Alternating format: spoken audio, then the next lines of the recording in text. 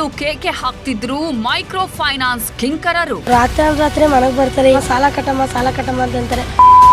ಕಟ್ಟಮ್ಮ ಬಾಯಿಗೆ ಬಂದಂಗೆ ಬೈತಾರೆ ಸರ್. ನಮ್ಮ ಅಪ್ಪ ಅಮ್ಮಗೆ ತುಂಬಾ ತೊಂದರೆ ಆಗ್ಬಿಟ್ಟೈತೆ ಸರ್. ನಾನು ನಮ್ಮ ಅಜ್ಜಿ ಮನೆಗೆ ಹೋಗೋದು ಗಲಾಟೆ ಮಾಡ್ತೀರಂತ ಹುಡುಗಿರ ಅಂತ ಬಿಟ್ಬಿಟ್ಟು ಹೊಂಟೋಗಾರಂತ. ಅಂದ್ರೆ ಇವಾಗ ಕಟ್ಟಕ್ಕಾಗದೆ ನಮ್ಗೆ ಒದ್ದಾಡ್ತಾ ಇದ್ವಿ. ಟೆನ್ಷನ್ ಹೋಗೋದು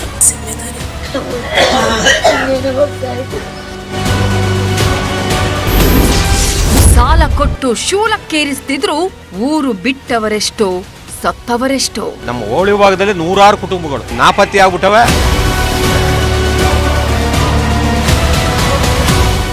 ಫ್ಯಾಮಿಲಿನೇ ಸೂಸೈಡ್ ಮಾಡ್ಕೊಂಡು ಸಾಯೋ ಪರಿಸ್ಥಿತಿ ಇದ್ರು ಯಾವುದೇ ತರ ಏನು ರೆಸ್ಪಾನ್ಸ್ ಇಲ್ಲ. ಕಿಡ್ನಿನ ಮಾರ್ಬಿಡ್ಬೇಕಾದ್ರೆ ನಮ್ಮ ಅಪ್ಪ ಅಮ್ಮ ಸಾಲ ತೀರ್ಸ್ಕೊಳಕ್ ಪರ್ಮಿಷನ್ ಕೊಡಿಸಿದ ಸರ್ಕಾರದಿಂದ.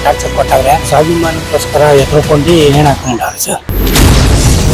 ನ್ಯೂಸ್ 18 ನಿರಂತರ ವರದಿ, ಖುದ್ದು ಅಖಾಡಕ್ಕಿಳಿದ ಸಿಎಂ. ರಾಜ್ಯದಲ್ಲಿ ಮೈಕ್ರೋ ಫೈನಾನ್ಸ್ನವರ ಕಾಟ ಮಿತಿ ಮೀರಿ ಸಾಗ್ತಾ ಇದೆ. ಖಾಸಗಿ ಹಣಕಾಸು ಸಂಸ್ಥೆಗಳ ಕಿರುಕುಳಕ್ಕೆ ಕುಟುಂಬವೊಂದು ಊರು ಬಿಟ್ಟಂತ ಘಟನೆ ಕೊಡಗು ಜಿಲ್ಲೆಯ ಕುಶಾಲನಗರದಲ್ಲಿ ನಡೆದಿದೆ. ಫೈನಾನ್ಸ್ ಟಾರ್ಚರ್, ಮರವೇರಿದ ಮಹಿಳೆ. ಮೈಕ್ರೋ ಫೈನಾನ್ಸ್ ಕಿರುಕುಳಕ್ಕೆ ನೊಂದು ಮಹಿಳೆಯೊಬ್ಬರು ಬಾವಿಗೆ ಬಿದ್ದು ಮಹಿಳೆ ಸಾವನ್ನಪ್ಪಿರುವ ಘಟನೆ ಬೆಳಗಾವಿ ತಾಲೂಕಿನ. ಅಧಿಕಾರಿಗಳ ಜೊತೆ ಸಿಎಂ ಸಭೆ, ಫೈನಾನ್ಸ್ ಕಳ್ಳಾಟಕ್ಕೆ ಕಾದಿದೆ ಶಾಕ್. ನ್ಯೂಸ್ 18 ನಿರಂತರ ವರದಿಯಿಂದ ಎಚ್ಚೆತ್ತುಕೊಂಡಿದ್ದಾರೆ ಸಿಎಂ ಸಿದ್ದರಾಮಯ್ಯ ಉನ್ನತ ಮಟ್ಟದ ಸಭೆ ಕರೆದಿದ್ದಾರೆ.